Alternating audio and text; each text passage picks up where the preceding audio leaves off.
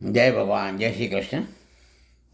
હવે આજનો વિષય છે કે કર્મ મહાન છે કે ભક્તિ મહાન છે. આજે મને એક અમારા અંગત વિદ્યાર્થીઓ શિક્ષક પેલા શું કહેવાય ક્લાયન્ટ કહો એમને મને પૂછ્યું કે શાસ્ત્રીજી કર્મ મહાન છે કે ભક્તિ મહાન છે. કે દશરથ રાજાએ શ્રવણને માર્યો તો પણ એમણે જીવ છોડવો પડ્યો.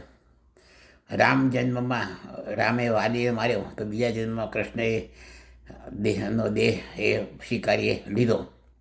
એટલે કે કર્મનું ફળ મળે જ છે. તો કે ભક્તિ કરવાનો મતલબ શું? હવે એના બે જવાબ છે. કે સૌથી પહેલાં તો સુદામાના જન્મમાં પૂર્વજન્મના કરેલા કર્મથી આ જ જન્મમાં દરિદ્રતા લખેલી હતી. એ દરિદ્રતા ભોગવવાના હતા. પણ કૃષ્ણ ભગવાન એમના મિત્ર હતા. કૃષ્ણ ભગવાનની મૈત્રી અને ભક્તિથી એમની દરિદ્રતા દૂર થઈ.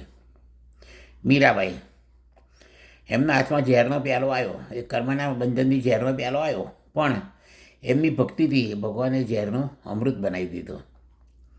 કૃષ્ણ ભગવાને પણ જ્યારે બાણ વાગ્યું તો અંતકાળે વાગ્યો. બરાબર છે.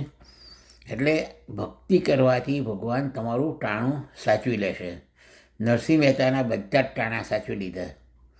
એમના પિતાજીનું શ્રાદ્ધ કરી આપ્યું, કુંવરબાઈનું મામેરું કરી આપ્યું, એમનો હુંડી સ્વીકારી. એટલે ભક્તિ કરવાથી ભગવાન તમારું ટાણું સાચવી લેશે. અને કર્મનું તો જે બંધન છે, કર્મનું ફળ એ કર્મ ભૂતકાળ છે.